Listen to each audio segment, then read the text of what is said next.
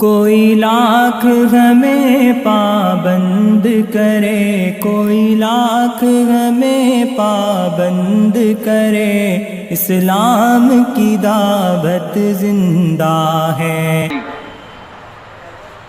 محلے میں شادی ہے تو ہفتے واری گشت گیا، آپ کا کیا کام تھا؟ تو مغرب بعد کھانے کی دعوت تھی، اچھا تو گشت چھوڑ دیے۔ ہاں یعنی کسی عمل کی عظمت ہمارے سامنے نہیں، سچی کہ عمومی گشت جس کو ریڑھ کی ہڈی کہا، اس گشتوں کو چھوڑنا کتنی خطرناک بات ہے۔ کیسے ہمت ہوتی ہے کہ میرا ہفتے واری گشت میں چھوڑ دوں؟ میری بستی میں نبیوں والی محنت اور میں دکان پہ بیٹھ کر بنیے والا کام۔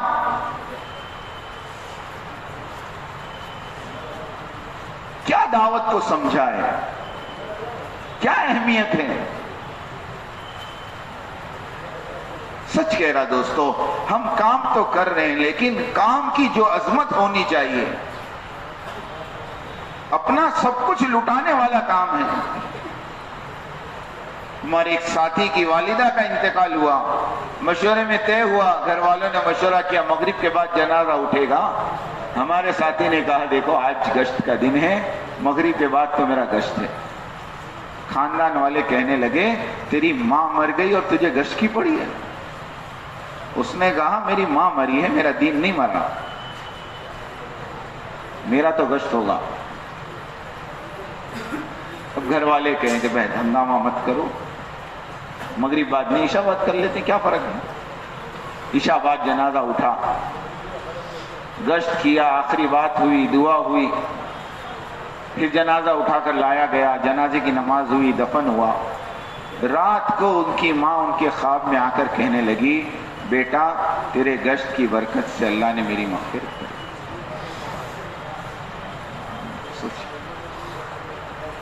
اب اس عمل کو ہم کس کے لیے چھوڑیں؟ اس لیے دو باتیں میں آپ کو کہہ کے جاتا ہوں۔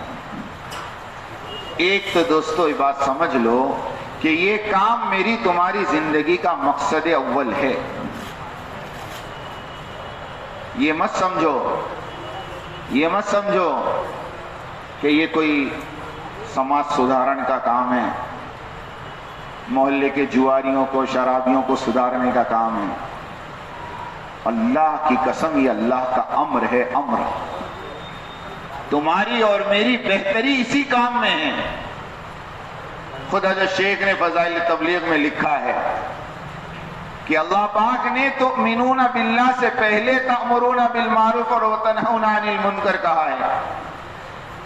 کنتم خیر امت اخرجت للناس تأمرون بالمعروف وتنہون عن المنکر پہلے ہیں، وتؤمنون باللہ بعد میں ہیں، جبکہ ہم سب جانتے ہیں کہ بغیر ایمان کے کوئی عمل خیر اللہ کے یہاں معتبر نہیں۔ دنیا کا سب سے بڑا عمل میں سمجھتا ہوں جب سے دنیا بنی تب سے لے کر آج تک، اور شاید ہی قیامت تک کوئی اتنا بڑا عمل کر پاویں، وہ کون سا عمل ہے معلوم؟ وہ عمل ہے حضرت محمد صلی اللہ علیہ وسلم کی 42 سال تک کفالت کرنا۔ آپ یتیم پیدا ہوئے، 6 سال کی عمر میں بی بی آمینہ کا انتقال ہوا، 8 سال کی عمر میں دادا عبد المطلب بھی داغ مفارقت دے گئے۔ خواجہ ابو طالب نے اپنے گود میں لیا ہے 8 سال کے بچے کو، اور جب خواجہ ابو طالب کا انتقال ہوا تو میرے نبی 50 سال کے تھے۔ گویا 42 سال تک اس ہستی کو سنبھالا ہے جس ہستی کے صدقے میں یہ زمین اور آسمان بنے۔ اللہ فرماتے ہیں نبی جی آپ کو پیدا کرنا نہ ہوتا تو ہم زمین اور آسمان کو وجود نہ دیتے۔ وہ ہستی کو 42 سال سنبھالنا، میرے نبی کا فرمانا، میرے چچا جب تک زندہ تھے کسی کی ہمت نہیں تھی مجھ پر ہاتھ اٹھانے کی۔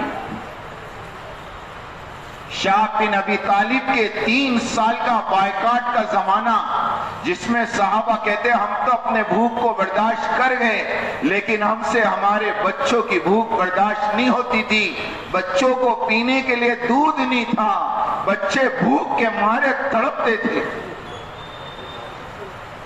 ہم تو درختوں کے پتے جھاڑتے اور پانی میں بھگو کر کھا لیتے، قسم خدا کی ہمارا پاخانہ بکریوں کی مینگنیوں کی طرح ہوتا تھا، ہمارے منہ میں پتے کھانے کی وجہ سے جبڑے زخمی ہو گئے تھے۔ اتنے خطرناک 3 سال کے بائیکاٹ میں خواجہ ابو طالب نبی کے ساتھ تھے۔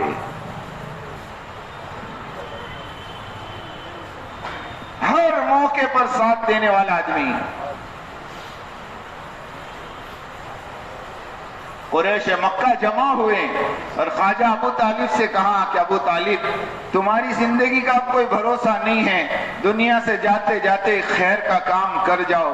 کہا کیا کرنا ہے؟ کہا ہماری اور تیرے بھتیجے کے درمیان صلح کرا دے، ہماری اور تیرے بھتیجے کے درمیان صلح کرا دے، ایک کام خیر کا کرتا جا۔ ابو طالب نے اپنے بیٹے جعفر کو رضی اللہ تعالیٰ عنہ بھیجا مکہ میں، کعبۃ اللہ میں، کہ جاؤ تمہارے بھائی کو بلا کر لاؤ۔ حضرت محمد صلی اللہ علیہ وسلم کعبۃ اللہ میں بیٹھے ہوئے ہیں اور حضرت عقیل کہتے ہیں میں اللہ کے نبی کو لے کر آیا میرے ابا کے پاس، اور میں نے راستے میں معجزہ دیکھا کہ پیارے نبی دھوپ میں چل رہے ہیں اور آسمان پہ بادل اللہ کے نبی کو سایہ کیے ہوئے۔ اللہ کے نبی کا سایہ کبھی زندگی میں زمین پہ نہیں پڑا اور اللہ کے نبی کے بدن پر کبھی مکھی نہیں بیٹھی۔ یہ 2 اللہ کے نبی کے بدنی معجزے ہیں۔ کہ اللہ کے نبی کو میں لے کر ابا کے پاس آیا، قریش مکہ سارے کے سارے بیٹھے ہوئے ہیں، اور قریش مکہ میں سے ایک نے کھڑے ہو کر کہا محمد آپ اس محنت سے کیا چاہتے ہو؟ کیا آپ کا مقصد مالدار بننا ہے؟ ہم یہ سارے کے سارے سردار بیٹھے ہیں، ہم اپنا مال تمہارے قدموں میں ڈال دیتے ہیں اور تم کو مکے کا سب سے بڑا مالدار بنا دیتے ہیں، اور اگر اس محنت سے تم کسی عورت سے اور کسی لڑکی سے نکاح کرنا چاہتے ہو، ہم قریش کی ساری لڑکیاں آپ کے سامنے کھڑی کر دیتے ہیں، آپ جس سے چاہے جتنی سے چاہیں ابھی نکاح کر لیں۔ آپ اگر سردار بننا چاہتے ہیں ہم آپ کو اپنا سردار ماننے کو تیار ہیں۔ اور آخر میں یوں کہا کہ اگر نعوذ باللہ آپ کو کوئی باہر کا اثر ہے،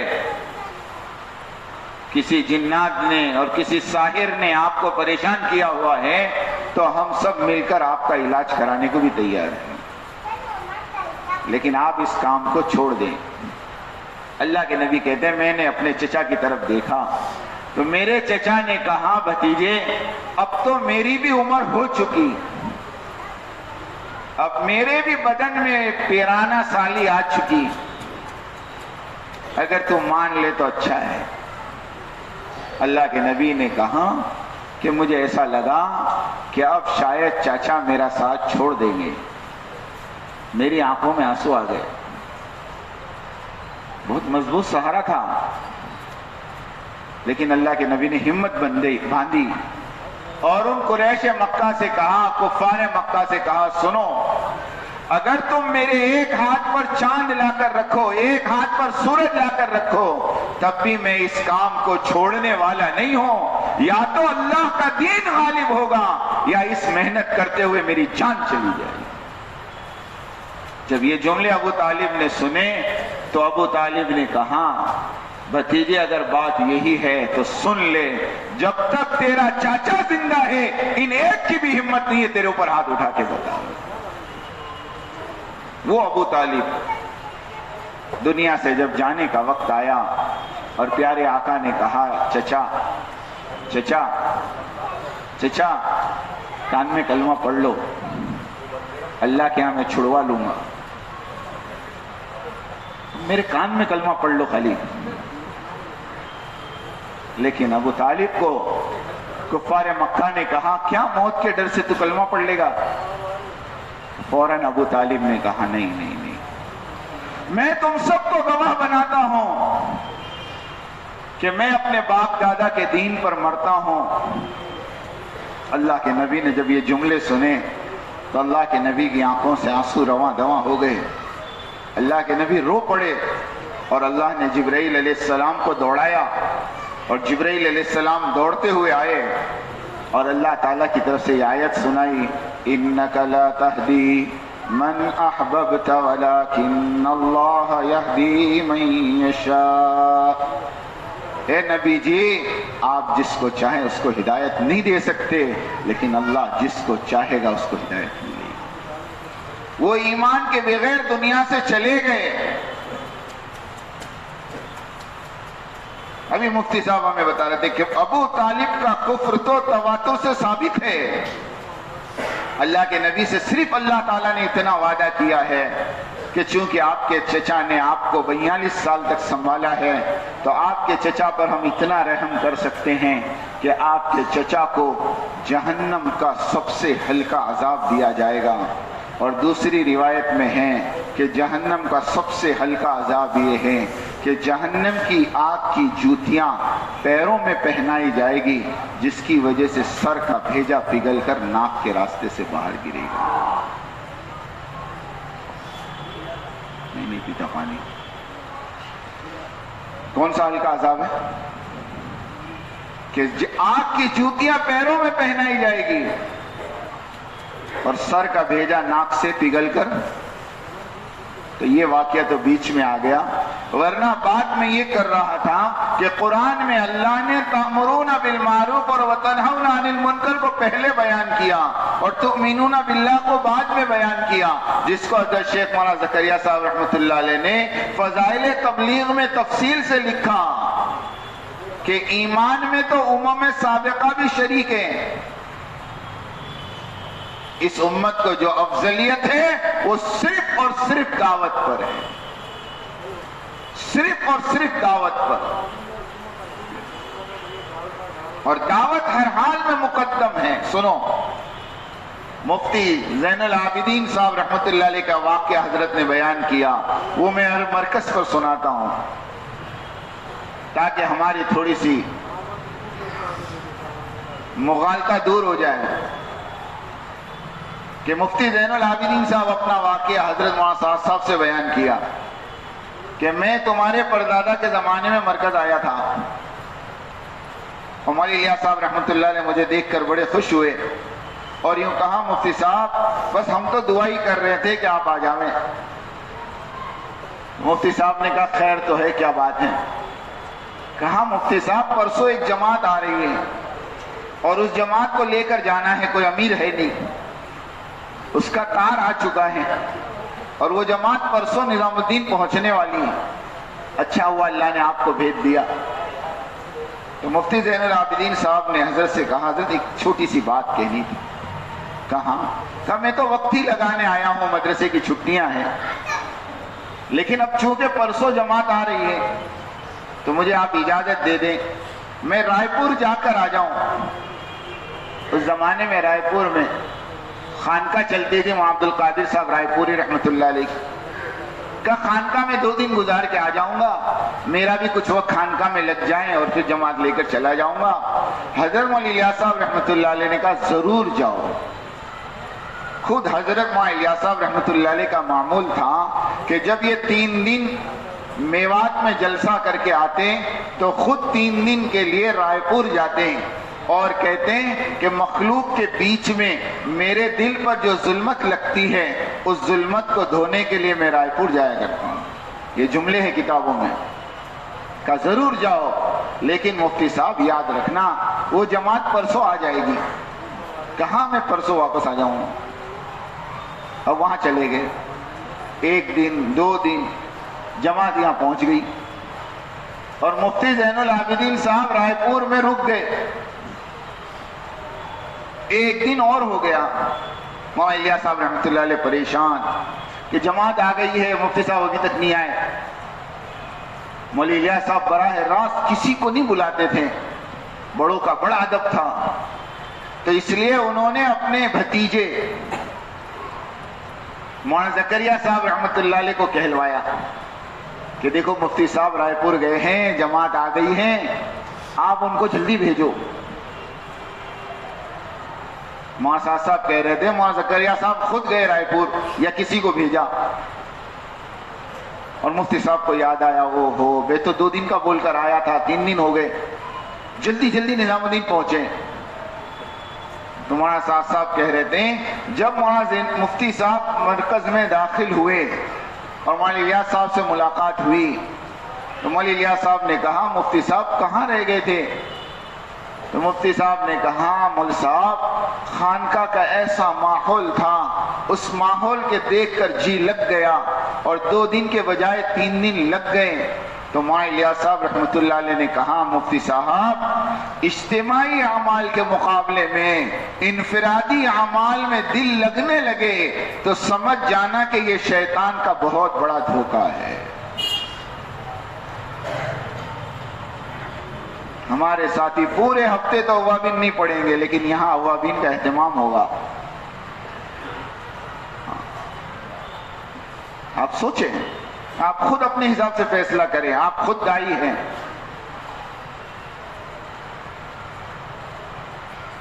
حضرت مولانا زکریا صاحب رحمۃ اللہ علیہ کا جملہ ہے انفرادی اعمال کا پہاڑ اجتماعی اعمال کے ذرے کے برابر. اس کے لیے عادت ڈالو, ایک تو کام کی عظمت ہو, دوسرے کام کی اہمیت ہو, تیسرے اپنے سارے تقاضوں پر دعوت کو فوقیت دو, اور چوتھی بات بڑی عجیب ہے, یوں کہا کہ جو دعوت کا کام کرے وہ اللہ کے ساتھ کامل یقین کے ساتھ کرے. کس کے ساتھ؟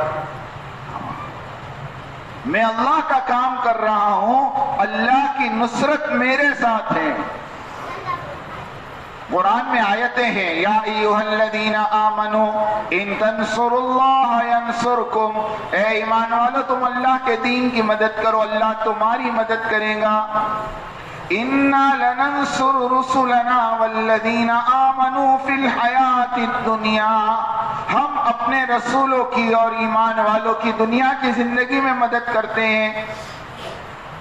اور اللہ نے ہم سے کہا یا ایھا الذین آمنوا کونوا انصار اللہ, اے ایمان والو تم اللہ کے مددگار بنو.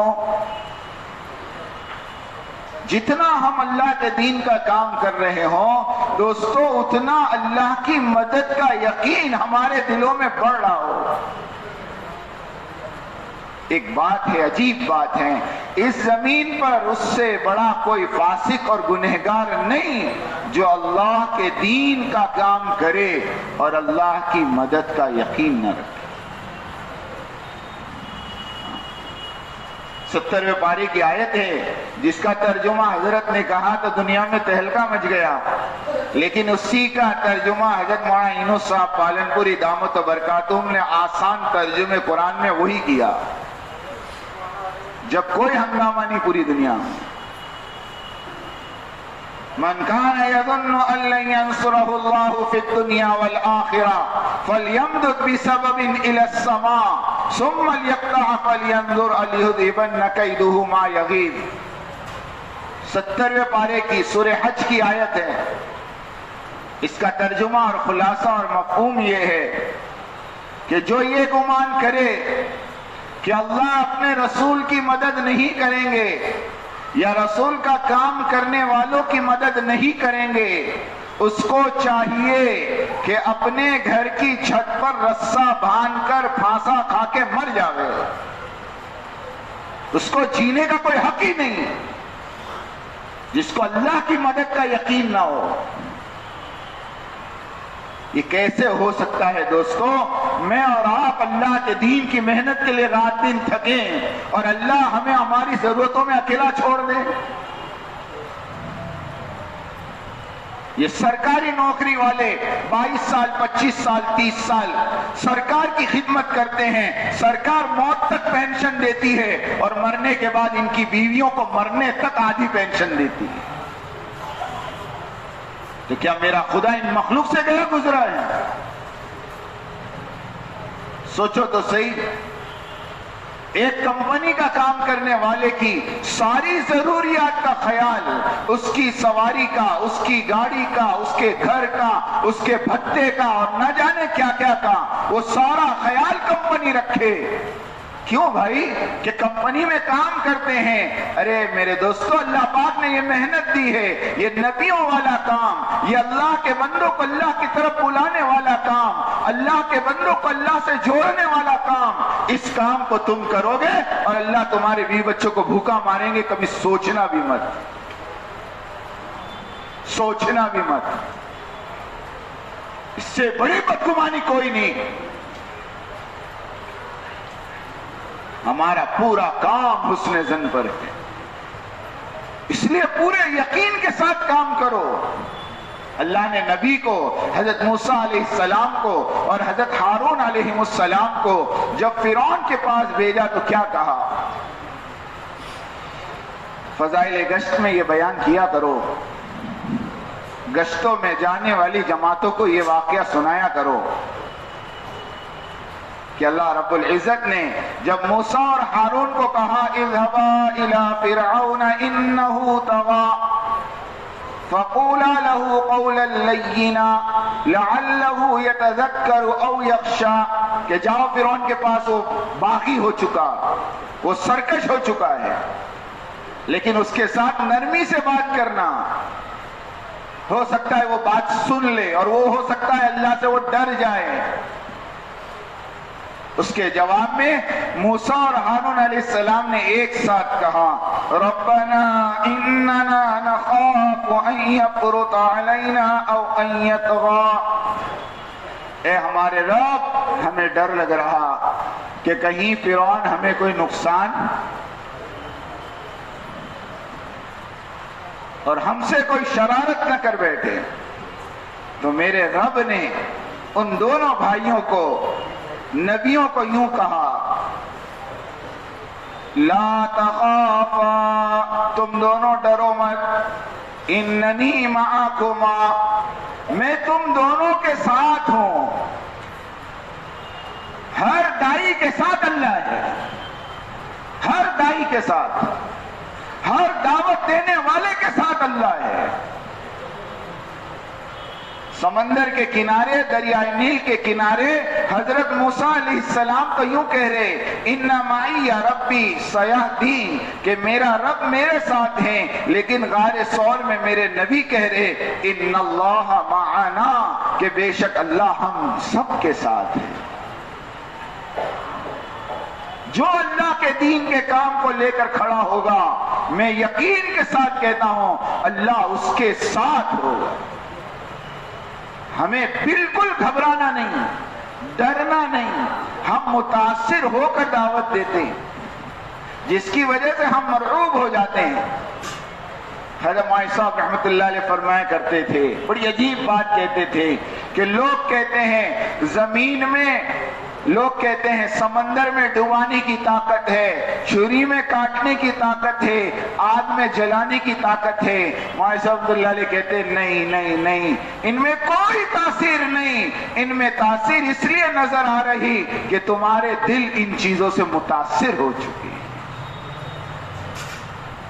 جس دن تم اس تاثر سے نکلو گے، قسم خدا کی اللہ بتائیں گے کہ ان چیزوں میں کوئی تاثیر نہیں۔ سعد ابن ابی وقاص رضی اللہ تعالیٰ عنہ دریائے دجلہ کو دیکھ کر کہہ رہے ارے یہ قطرہ ہمارا کیا بگاڑے گا، ڈالو اور نکلو یہاں سے۔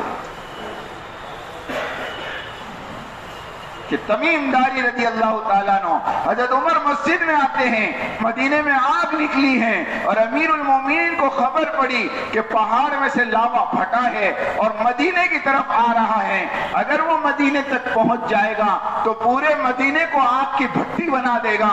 اللہ کے نبی کے خلیفہ ہے اور اللہ کے نبی کے ساتھی ہیں حضرت عمر رضی اللہ تعالیٰ عنہ، کہتے وہ اٹھے ہیں اور کہیں نہیں گئے، سیدھے مسجد میں گئے، اور مسجد کے اندر کون تھا کہ مسجد کے اندر حضرت تمیم داری رضی اللہ تعالیٰ عنہ 2 رکعت نماز پڑھ رہے ہیں۔ حضرت عمر بیٹھ گئے، انتظار کرنے لگے کہ سلام پھیریں، انہوں نے سلام پھیرا تو دیکھا امیر المومنین ہیں، پوچھا امیر المومنین کیا بات ہے، یہ تمیم داری کون ہیں؟ یہ کوئی پرانے صحابہ نہیں، سن 9 ہجری میں تو ایمان لائے ہیں، فتح مکہ کے بعد تو ان کا ایمان لانا ملتا ہے۔ ایسے صحابی کو کھڑا کیا اور حضرت عمر نے کہا کہ تمیم داری جاؤ، وہ پہاڑ میں سے آگ نکلی ہے، اس کو دوبارہ پہاڑ میں دفن کر کے آؤ۔ تمیم داری نے کہا حضرت عمر سے کہ عمر اللہ کے واسطے یہ کام ہم سے نہ کراؤ ورنہ لوگ ہمیں بزرگ بنا دیں گے۔ ایسی عاجزی، ایسی انکساری۔ حضرت عمر کہہ رہے میں تمہارا امیر ہوں، تم اپنے امیر کی نہیں سنو گے؟ حضرت تمیم داری نے اپنی چھڑی اٹھائی ہے اور اس چھڑی کو لے کر مسجد سے نکلے ہیں، حضرت عمر پیچھے پیچھے نکلے ہیں اور کچھ صحابہ پیچھے پیچھے چلے ہیں۔ حیات الصحابہ میں لکھا ہے کہ جس صحابہ نے وہ واقعہ دیکھا اسی نے دیکھا، جس نے نہیں دیکھا اس کو یقین کرنا مشکل ہے کہ تمیم داری نے اپنی لاٹھی سے اس آگ کو ایسے ہانکا ہے جیسے بکریوں کا ہانکنے والا بکریوں کو ہانکتا ہے، اور اس آگ کو لے جا کر اسی پہاڑ میں دفن کر کے آئے۔ کہ جب دلوں سے تاثر نکل جاتا ہے تو ان کی تاثیر نظروں سے ختم ہو جاتی ہے۔ یہ چیز اصل ہے دوستو، یہ چیز اصل ہے۔ آج ہمارے دل متاثر ہے، اس لیے کام کرنے کے بعد بھی اللہ کی مدد کا یقین نہیں، ہماری دعاؤں میں جان نہیں۔ جبکہ میں اللہ کے گھر میں بیٹھا ہوں، سب سے پہلا کام اس دعوت کے کام کرنے والے دائی کا یہ ہے کہ یہ اپنے دلوں کو اس مخلوق سے نکال اور اپنے خالق سے جوڑ۔ یہ سب سے پہلا تقاضا ہے میرے اور آپ سے۔ صرف چلے لگانے کا نام تبلیغ نہیں ہے اور 4 مہینے لگانے کا نام تبلیغ نہیں ہے۔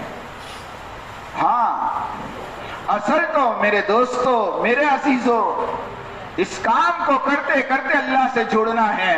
کہ سوچو تو صحیح، وہ واقعہ تو پڑھو کہ ایک عورت ایمان لاتی ہے اور ہجرت کر کے مدینہ آتی ہے، 12 سال کا بچہ ساتھ میں ہے، اور اللہ کے نبی اس 12 سال کے بچے کو اصحاب صفہ میں بٹھا دیتے ہیں اور اس عورت کو مدینے کی نصرت والے مکان میں بھیج دیتے ہیں، اور مدینے میں وبا پھیل جاتی ہے اور اس وبائی بیماری میں وہ 12 سال کا بچہ لپیٹ میں آ جاتا ہے اور وہ 12 سال کا بچہ وبائی بیماری میں مر جاتا ہے۔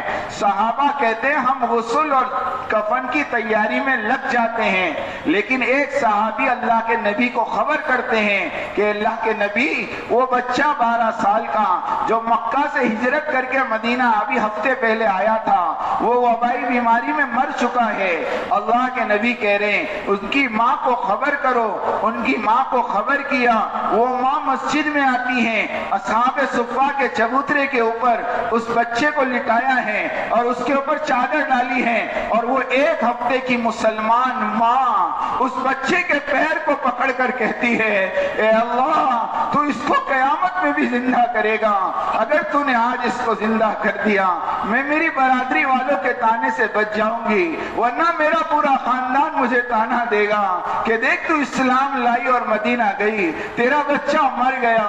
صحابہ کہتے ہیں اس عورت نے نماز نہیں پڑھی، وضو نہیں کیا، دعا کے لیے ہاتھ نہیں اٹھائے، بس اپنے بچوں کا پیر پکڑ کر اللہ سے فریاد کی ہے۔ ہم نے اپنی آنکھوں سے دیکھا ہے اس مرے ہوئے بچے کے بدن میں صرف 5 سے 7 منٹ یعنی تھوڑی دیر کے بعد حرکت شروع ہوئی، اور وہ بچہ اٹھ کر بیٹھا ہے، اور بیٹھنے کے بعد اس وقت تک زندہ رہا جب تک اس کی ماں زندہ رہی۔ ایک ہفتے کی مسلمان عورت کا یہ تعلق ہے اللہ سے. میں 35 سال سے 40 سال سے اللہ کی بڑائی سنانے والا، ابھی تک میرے چھوٹے سے مسئلے کو میں اپنی دعا سے حل نہیں کر پا رہا، اور کبھی حل بھی ہو جاوے تو تعجب ہوتا ہے، اجی ہم نے دعا کی ہمارا کام ہو گیا. حضرت فرما رہے تھے دعاؤں سے کام کا ہو جانا کوئی تعجب کی بات نہیں، دعاؤں سے کام کا نہ ہونا یہ تعجب کی بات ہے. پانی میں شکر ڈالو تو پانی میٹھا ہو، کیا تعجب کی بات ہے؟ ارے کوئی تعجب کی بات ہے. پانی میں شکر کے پڑنے کے بعد پانی کا میٹھا نہ ہونا اور پانی میں نمک کے پڑنے کے بعد پانی کا کھارا نہ ہونا یہ تعجب کی بات ہے. تیری زندگی میں نماز کے ہوتے ہوئے، تیری زندگی میں دعا کے ہوتے ہوئے اور تیری زندگی میں تقوی کے ہوتے ہوئے تیرے کاموں کا نہ بننا یہ تعجب کی بات ہے. ورنہ ہم تو دیکھ رہے ہیں کہ ایک ساتھی 4 مہینے لگا کر آتا ہے اور ایک ساتھی نیا ہوتا ہے، دونوں کو بازوں میں بٹھا کر دونوں کی تشکیل کر لو، دونوں کے عذر کیسے ہوتے ہیں؟ ایک ہی نہیں. میرے دوستو، میں تو اپنی جماعتوں سے بھی کہتا ہوں، اللہ کے راستے میں نکلے ہوئے سے کہتا ہوں، اللہ کا واسطہ دے کر کہتا ہوں، ایمان سیکھو سکھاؤ، یقین سیکھو سکھاؤ، ورنہ شیطان نے ہمیں چند چیزوں کے سکھانے میں الجھا کے رکھا ہے. اصل تو سیکھنے کی چیز ایمان ہے، اور اصل تو سیکھنے کی چیز یقین ہے، یقین.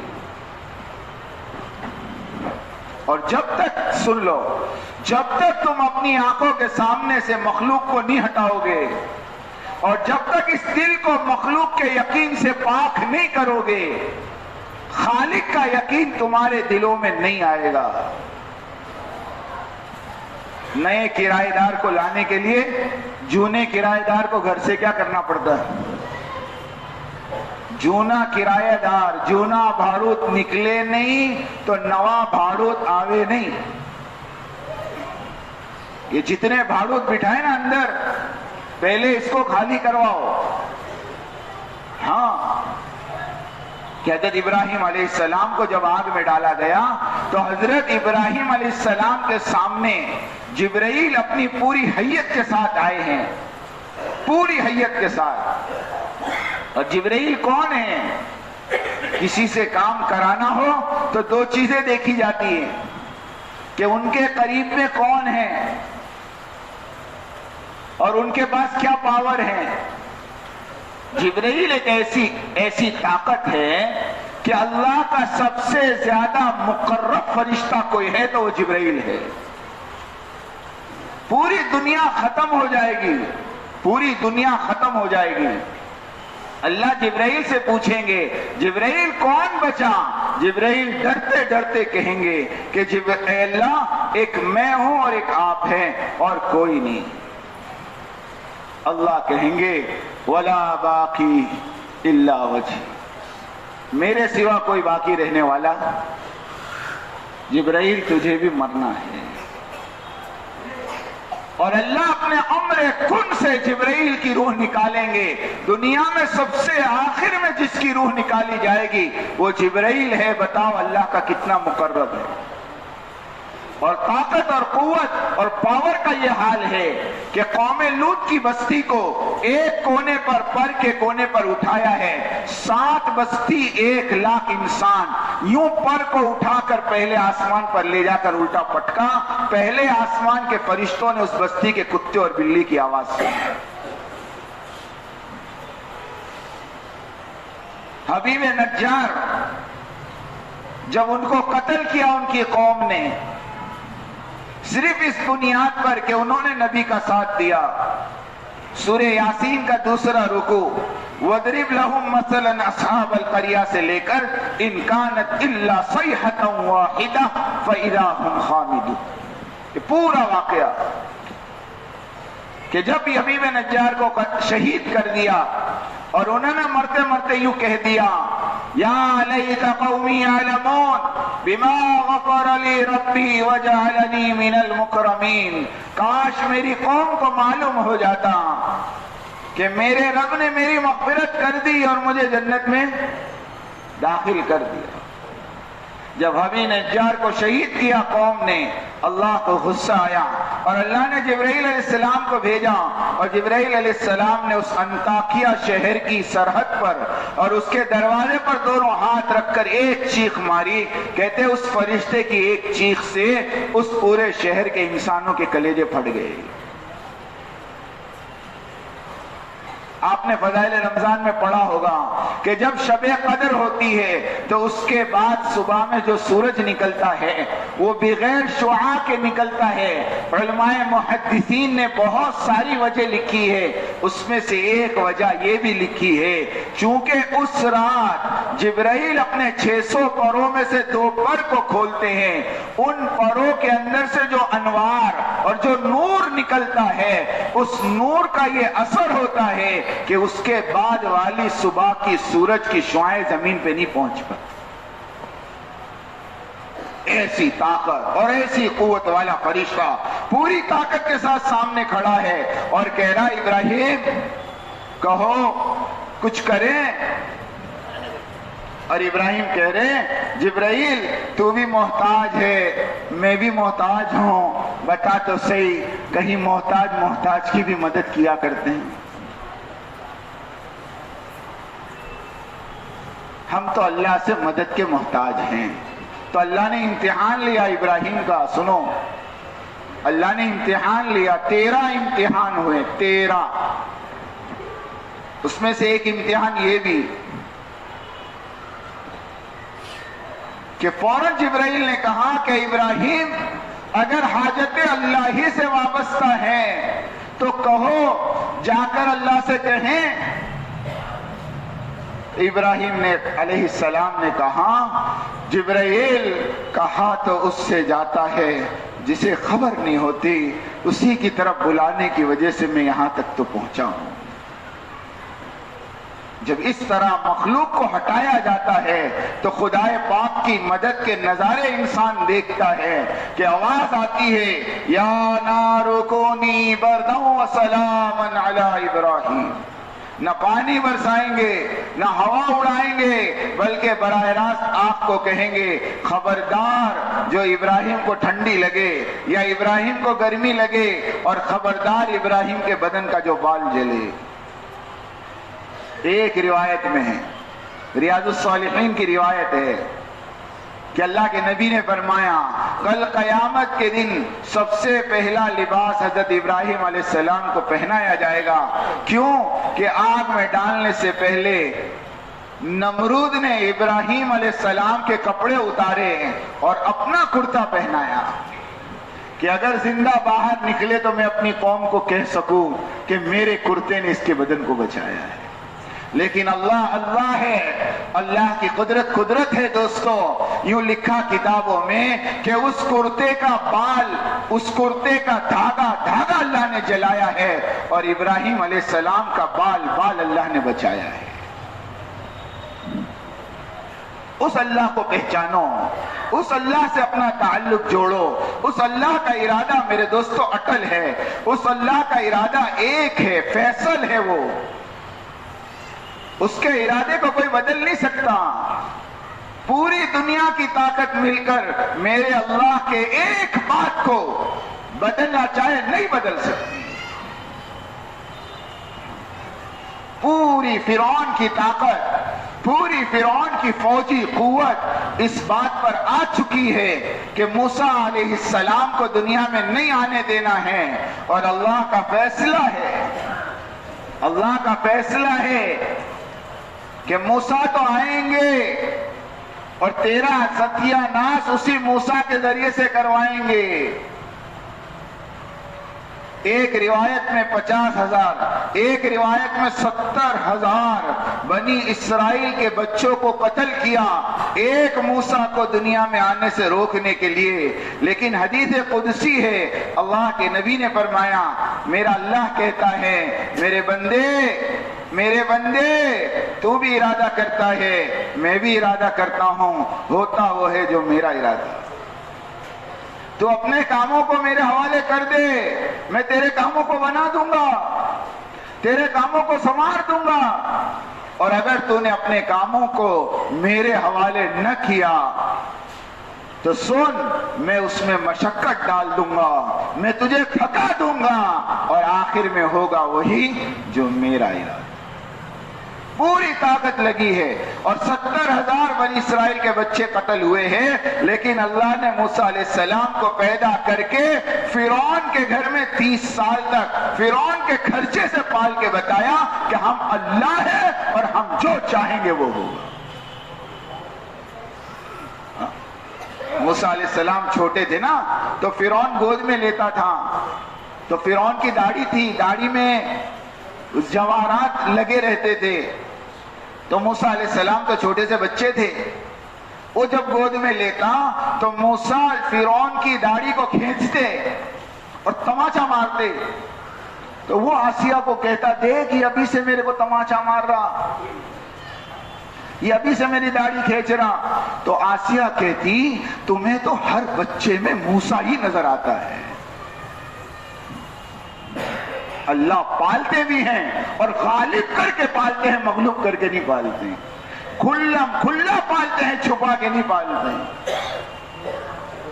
اس لیے میرے دوستوں، میں آپ کو یہ بات بتا رہا تھا کہ ہمارے کام کی بنیاد سب سے پہلی یہ ہے کہ کام کرنے والا اللہ سے جڑے، کام کرنے والا اپنے مسائل کو اللہ سے حل کرواوے۔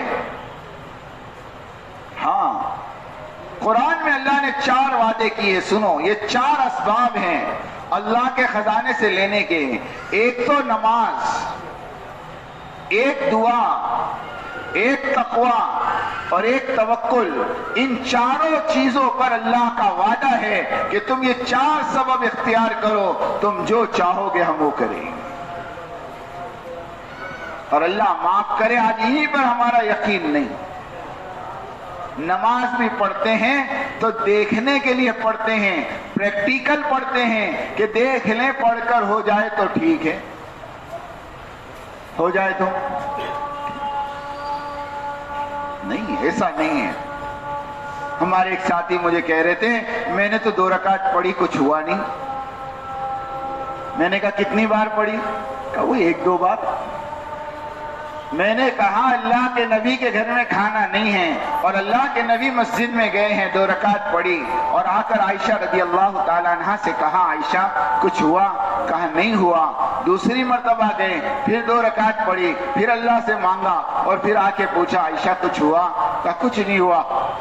تیسری مرتبہ پھر گئے، ادھر حضرت عثمان آ گئے، پوچھا امی عائشہ سے اللہ کے نبی کہاں گئے ہیں؟ کہا اللہ کے نبی مسجد میں گئے ہیں۔ کہا خیر تو ہے، بغیر وقت کے کیا مسجد میں؟ فرمایا کہ بس کچھ نہیں تھا، اللہ سے مانگنے گئے ہیں۔ حضرت عثمان رضی اللہ تعالیٰ نے کہا مجھ سے کیوں نہیں کہا؟ فوراً گھر دوڑے اور جا کر جو پکا ہوا کھانا تھا وہ بھی لے کر آئے، جو اناج تھا وہ بھی لے کر آئے۔ اب اللہ کے نبی یہاں سے تیسری مرتبہ جب واپس پہنچے اور پوچھا عائشہ کچھ ہوا؟ کہاں عثمان آئے تھے اور یہ تیار کھانا دے کر گئے ہیں۔ اللہ کے نبی نے فرمایا عائشہ عثمان نے نہیں دیا، میرے اللہ نے نماز کی برکت سے دیا۔ میں نے اس شخص کو کہا کہ جب نبی کو کام کروانے کے لیے 3 مرتبہ پڑھنا پڑے تو تم کو اور مجھ کو کتنی بار پڑھنا؟ ہاں ارے بولو تو صحیح۔ ہم تو اتنے پکے کہ 2 میں مدد اتارنے مانگتے۔ سوچو آپ، امراوتی ضلع میں ہم کارگزاری لے رہے تھے، ایک ساتھی 30 گھر کی بستی میں سے 4 مہینے کی جماعت نقد لے کر آیا۔ ہم نے اس کو پوچھا کہ 4 مہینے کی جماعت 30 گھر کی بستی سے، اللہ اکبر، بڑی محنت کی ہوگی۔ اس نے کہا محنت تو کم کی، اللہ کو زیادہ منوایا۔ میں نے کہا کیا مطلب؟ اس نے کہا امیر صاحب 136 مرتبہ صلاۃ الحاجت پڑھ کر آیا ہوں۔ کتنی مرتبہ؟ سوچو، اللہ کے نبی نے 3 مرتبہ پڑھ کر، اور وہ صحابی نے جس کے گھر میں چکی چلی ہے 3 مرتبہ پڑھ کر، یہ نہیں کہا کہ 3 مرتبہ پڑھو گے تو ملے گا، بلکہ ان کے عمل سے یہ ثابت ہے کہ جب تک ملے نہیں تب تک پڑھتے رہو۔ لیکن یہ کب ہوگا؟ جب اس پر یقین ہوگا۔ ہمارے مفتی فیضان صاحب کہتے ہیں کہ اب تو مسلمان یوں کہتا ہے مول صاحب نماز پڑھ کے بھی دیکھ لیا، صدقہ کر کے بھی دیکھ لیا، کچھ ہوتا نہیں۔ مفتی صاحب فرما رہے تھے جو تاجر یوں کہے میرا دہی کھٹا وہ کبھی نہیں دہی بیچ سکتا۔ جس کو اپنے عمل پہ یقین نہیں، ایمانداری سے بتاؤ کیا وہ امت کو اور انسانوں کو کلمہ نماز کی دعوت دے سکتا ہے؟ نہیں میرے دوستو، اصل میں یقین کا کھیل ہے۔ میں کیا بتاؤں، حضرت مولانا صاحب دامت برکاتہم فرماتے ہیں کہ تم دعا مانگتے ہو اللہ سے اور دل میں پالتے ہو مخلوق کو۔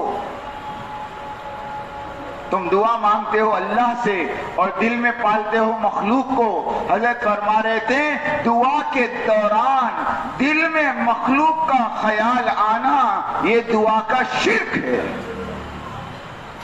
دعا کا ہم تو دعا میں بھی اللہ کو اپنے پلاننگ سناتے ہیں۔ کیا سناتے ہیں؟ ہاں،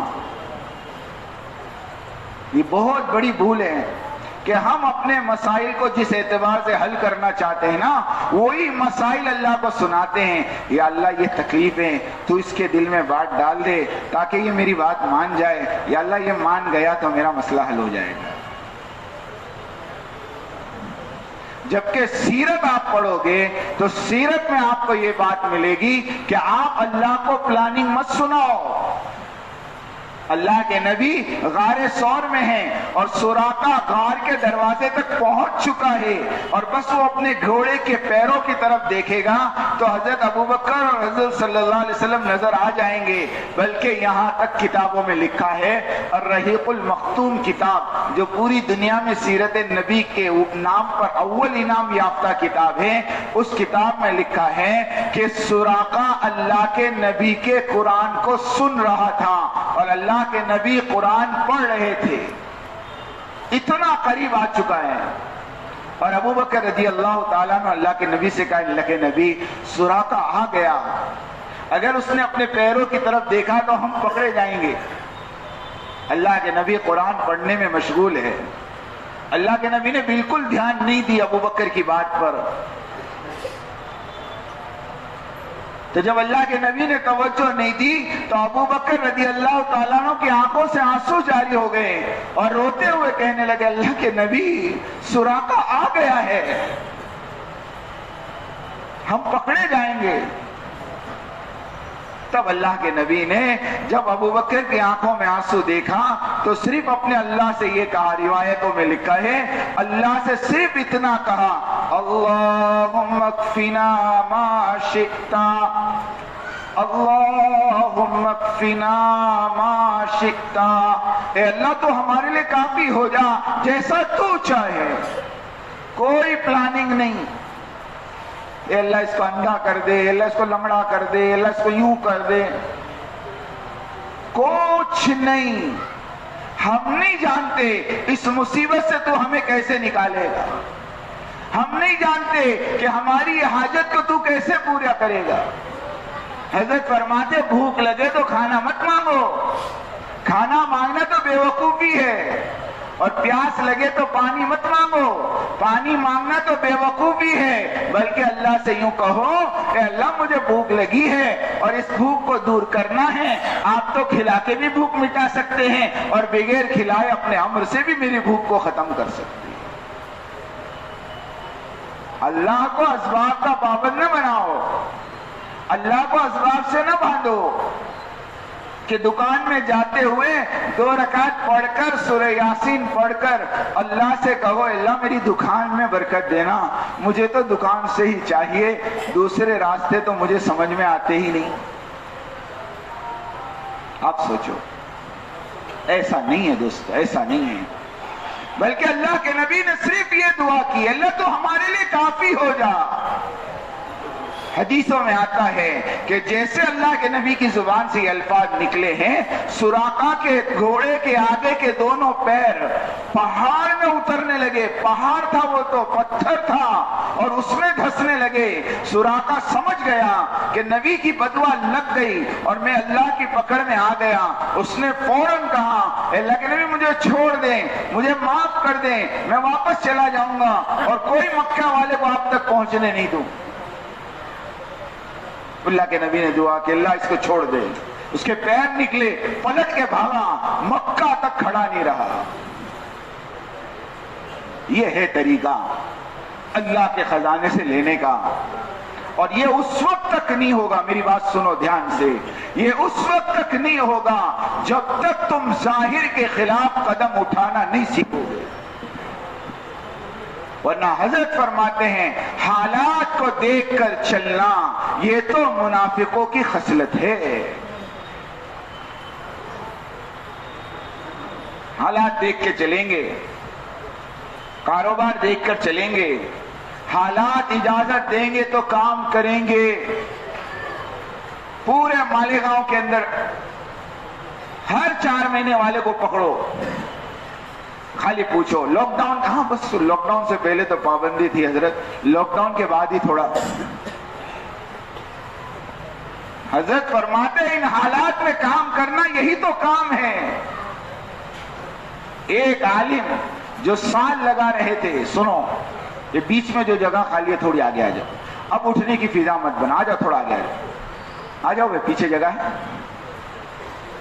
یہ جو ساتھی اٹھ کے جا رہے ہیں ان کو سمجھاؤ. پورا مجمع ایک بار درود شریف پڑھ لیں. ایک ہمارے عالم صاحب تھے، وہ سال میں چل رہے تھے. سال کے دوران میں لاک ڈاؤن لگ گیا. جس طرح ساری جماعتوں کو واپس کیا ان کو بھی واپس کیا. لاک ڈاؤن کے بعد واپس آ کر انہوں نے کہا حضرت میرے 9 مہینے لگ گئے تھے اور 9 مہینے کے بعد لاک ڈاؤن کی وجہ سے میں گھر چلا گیا تھا. میں باقی کے 3 مہینے پورے کرنے آیا ہوں. حضرت نے کہا بہت اچھی بات ہے، آئیے ماشاءاللہ. پھر کہا میں ایک بات پوچھوں. کیا؟ کہ تم جب لاک ڈاؤن میں اپنے گھر گئے تو تمہاری کیفیت کیا تھی؟ مولانا نے پوچھا کہ کیا مقصد ہے آپ کا، کیا کہنا کیا چاہ رہے ہیں؟ کہا نہیں میں یہ پوچھنا چاہتا ہوں کہ جب تم اپنے گھر واپس گئے تو قرآن نے جو کیفیت بیان کی ہے اللہ کے راستے سے واپس جانے والوں کی، تولوا واعینہم تفیض من الدمع حزنا الا یجدوا ما ينفقون، کہ جن کو خرچہ نہیں ملا وہ روتے ہوئے رہ گئے، ان کی آنکھوں سے آنسو بہتے تھے. جب تم لاک ڈاؤن میں واپس گئے تو کیا تمہاری یہ کیفیت تھی؟ پھر حضرت نے ایک جملہ کہا اسی مجلس میں، یوں کہا لاک ڈاؤن کے اندر جو ہمارے ساتھی گھروں میں تھے اور جو افسوس کر رہے تھے کہ ہمارا چلہ رک گیا، ہمارے 3 دن نہیں لگ رہے، وہ تو کام پر تھے.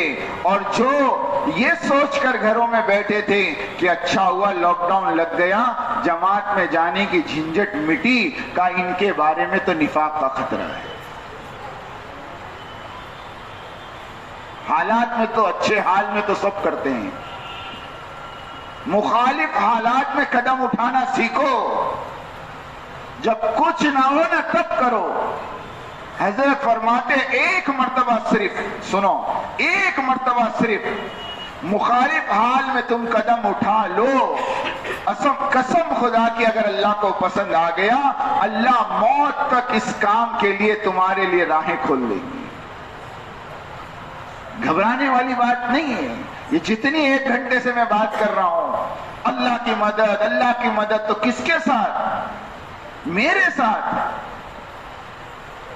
میرے ساتھ. ایک آدمی بیان کرتا ہے، ایک آدمی تشکیل کرتا ہے، میں کہتا ہوں اس کا بیان ریکارڈ کر لو، اس کا تشکیل ریکارڈ کر لو، اور جب اس کی تشکیل کا موقع آوے تو وہی بات اس کو بولو. سناؤ بھائی صاحب یہی آپ کی بات ہے ماشاءاللہ، دیکھو دیکھو کیسے وہ گھبراتا ہے. نہیں جی وہ بات تو صحیح ہے، بات صحیح ہے، تو اب آپ کا کیا؟ آپ کا کیا؟ بعض مرتبہ شیطان ہمارے دماغ میں ڈالتا ہے. ہمارے بھائی مشتاق صاحب رحمۃ اللہ علیہ فرماتے تھے, بڑی اچھی بات فرماتے تھے کہ شیطان ہمارے ساتھیوں کو بہکاتا ہے, نہیں جی دروازہ توڑ کر نہیں, دروازہ کھول کر. ارے بولتے نہیں بولتے. مشتاق بھائی کہتے ہیں تمہارے گھر میں آگ لگی ہے, دروازہ توڑو گے کہ کھولو گے؟ ارے کھڑکی میں سے کودنا پڑے تو بھی کود جاؤ گے. بے دینی کی آگ لگی ہے اور ہم لوگ دروازہ کھولنے کے چکر میں. امت ارتداد کے دہانے پہ کھڑی ہے, امت ارتداد کے دہانے پہ کھڑی ہے. اس سال رمضان میں یہاں احمد نگر میں تھا, ایک دیہات میں ملاقات کے لیے گئے رمضان میں. وہ ساتھی کے گھر پہ پہنچے صبح 8 بجے. اس نے ہمارے گھر میں ہمارے سامنے چائے اور بسکٹ لا کر رکھی. ہم تعجب میں, اللہ کے بندے کو معلوم نہیں رمضان ہے؟ میں نے کہا رمضان ہے یہ سب کیا ہے؟ اس نے ہٹا دیا, وہ معاف کرنا معاف کرنا. پھر ہم نے کہا کہ آپ کو معلوم تو ہے کہ رمضان ہے؟ بولے ہاں معلوم ہے. میں نے کہا آپ نماز وغیرہ؟ اس نے کہا مول صاحب اصل میں بات یہ ہے کہ ہمارے گاؤں میں کوئی مسجد وغیرہ تو ہے نہیں, یہاں قریب میں ایک مندر ہے, روزانہ 15 منٹ وہاں صبح بیٹھ کر آتا ہوں. نام کیا تھا معلوم ہے؟ نور محمد. مجھے ابھی تک اس آدمی کا چہرہ بھی یاد ہے اور اس کا نام بھی یاد ہے. میں رو دیا. میں کہا یہ حال ہے امت کا کہ وہ کہہ رہا رمضان میں 15 منٹ مندر میں بیٹھتا ہوں, آتما کو شانتی ملتی ہے. کیا بولتے ہیں؟ یہ آپ کے پڑوس کا ضلع. اس لیے دوستو حضرت فرماتے ہیں, لوگ کہتے ہیں حلال کمانا ثواب ہے. ارے امت مرتد ہو رہی ہو تو حلال کمانا بھی جرم ہے, جرم. اللہ کے یہاں حساب دینا پڑے گا. دیہاتوں میں جاؤ, مالیگاؤں کا ماحول دیکھ کے خوش مت ہو جاؤ. اور مالیگاؤں کی اصل حقیقت تو آپ سب جانتے ہو. یہ مجمع کوئی مجمع نہیں ہے, اس سے 15-20 گنا مجمع باہر ہے. مولانا یونس صاحب رحمت اللہ علیہ کہتے تھے نا, دعوت کا کام کرو تو گھوڑے کی طرح کرو, ہاتھی کی طرح مت کرو. پھر مولانا سمجھاتے تھے کہ ہاتھی چلتا تھوڑا, پھر پلٹ کے دیکھتا کتنا چلا, پھر تھوڑا چلتا, پھر پلٹ کے دیکھتا کتنا چلا. اور گھوڑا کیسا چلتا؟ گھوڑا چلتا سامنے دیکھتا کتنا باقی. یہ مزاج ہمارے دعوت کا ہے, پوری امت کو مسجد سے جوڑنا اور پوری امت کو مسجد میں لانے کی محنت کرنا. ہمارے پورے شہر میں 200 سے 250 مساجد ہے. ایمانداری سے بتاؤ کتنی مسجد میں مسجد کی آبادی ہے؟ کتنی مسجد والے یہ ہیں جو مسلمانوں کو مسجد میں لانے کے لیے تیار ہیں؟ یہ ایک دماغ میں بھوسا بھرا ہے کہ کوئی آتا نہیں. کر کے دیکھو سب آتے ہیں, سب آتے ہیں. ایک مسجد میں ہم نے 15 منٹ محنت کی, 17 آدمی کو نقد مسجد میں لائے. لوگ آنے کو تیار ہیں, ہم صرف بہانے بنا رہے ہیں. 2.5 گھنٹے لگانے کے نام پر آدھا گھنٹہ 15 منٹ نہیں. دوستو کام کے ساتھ کھلواڑ مت کرو, یہ کام امانت ہے. تم اس کام کے ساتھ خیانت کرو گے, اللہ نہ کرے اللہ ہماری زندگیوں کے ساتھ کھلواڑ نہ کر دے. سچ کہتا ہوں, اللہ کی پکڑ بڑی سخت ہے, اللہ کی پکڑ بڑی سخت ہے.